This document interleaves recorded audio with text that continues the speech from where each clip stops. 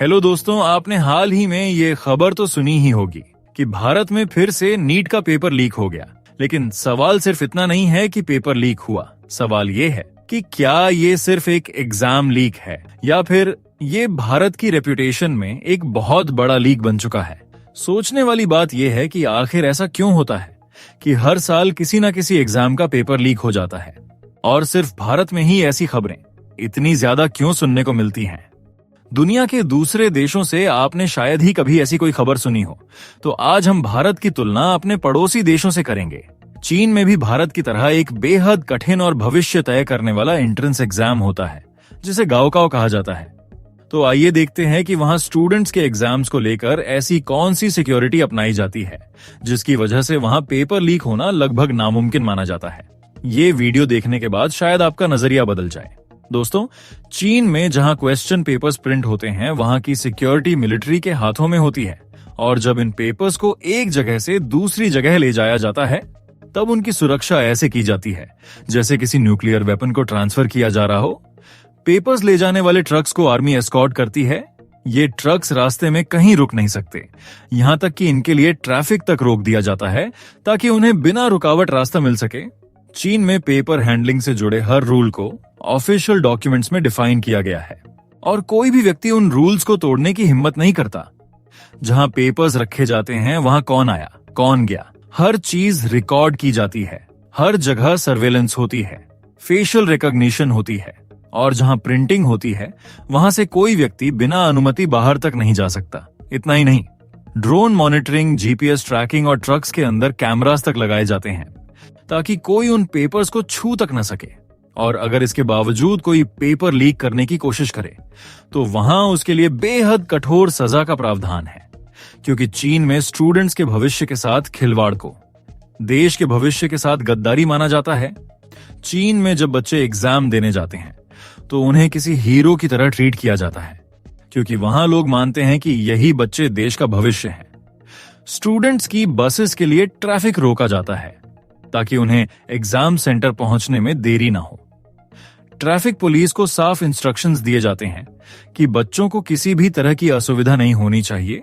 Exam के दौरान अगर आसपास कंस्ट्रक्शन वर्क चल रहा हो तो उसे कुछ घंटों के लिए बंद तक करवा दिया जाता है ताकि स्टूडेंट्स डिस्टर्ब ना हो। गरीब बच्चों के लिए होटल्स के रेंट तक में भारी छूट दी जाती है ताकि कोई स्टूडेंट सिर्फ पैसों की वजह से पीछे न रह जाए। यानी वहां मेडिकल एग्जाम को सिर्फ एक टेस्ट नहीं बल्कि देश के भविष्य से जुड़ा एक राष्ट्रीय आयोजन माना जाता है।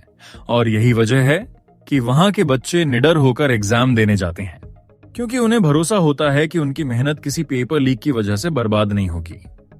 चाहे चाइना हो या साउथ कोरिया या फिर कोई और देश, वहां व्यवस्थाएं लगभग ऐसी ही होती हैं, जहां स्टूडेंट्स की मेहनत, समय और भविष्य को गंभीरता से लिया जाता है। अब अगर हम भारत की बात करें तो यहाँ तस्वीर बिल्कुल उलटी दिखाई देती है। यहाँ किसी चीज को गंभीरता से लिया ही नहीं जाता और जब बात स्टूडेंट्स की आती है तो कई बार ऐसा लगता है कि उनकी मेहनत और मानसिक स्थिति की किसी को परवाह ही नहीं है। भारत में पेपर लीक कोई नई बात नहीं रह गई।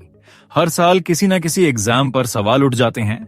सबको पता होता है कि अगर कोई पैसे वाला है या किसी प्रभावशाली व्यक्ति से जुड़ा हुआ है तो कानून से बच निकलना उसके लिए मुश्किल नहीं होगा।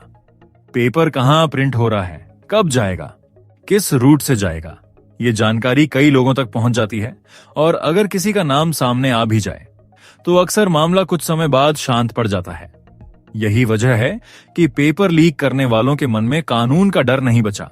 उन्हें पता है कि पैसा और पहुंच से सब कुछ सही हो जाएगा, लेकिन शायद वो ये नहीं समझते कि कुछ पैसों के लालच में वो उन लाखों बच्चों का भविष्य बर्बाद कर रहे हैं जो दिन रात मेहनत करके अपने सपने पूरे करना चाहते हैं। कुछ बच्चे 3-4 साल तक लगातार तैयारी करते हैं, सिर्फ 4-5 घंटे सोते हैं, त्योहारों से दूर रहते हैं, दोस्तों से दूर हो जाते हैं, सिर्फ इसलिए ताकि वो अपने माता पिता का सपना पूरा कर सकें। लेकिन फिर अचानक उन्हें पता चलता है कि एग्जाम कैंसिल हो गया या पेपर लीक हो चुका है। सोचिए उस स्टूडेंट पर क्या गुजरती होगी जिसने अपनी जिंदगी के कई साल सिर्फ एक सपने के लिए लगा दिए हों। कुछ बच्चे इस प्रेशर को सहन नहीं कर पाते और टूट जाते हैं।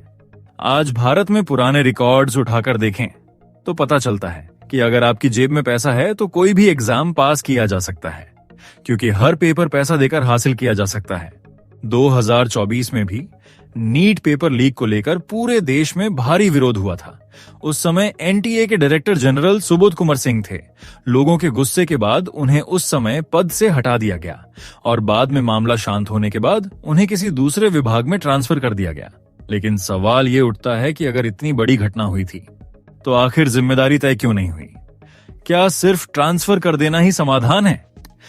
अगर किसी सिस्टम की गलती की कोई जवाबदेही तय ही नहीं होगी तो फिर भविष्य में ऐसी घटनाएं रुकेंगी कैसे? दोस्तों, अगर बार बार पेपर लीक हो रहे हैं तो इसका मतलब कहीं ना कहीं सिस्टम में बहुत बड़ी कमी है।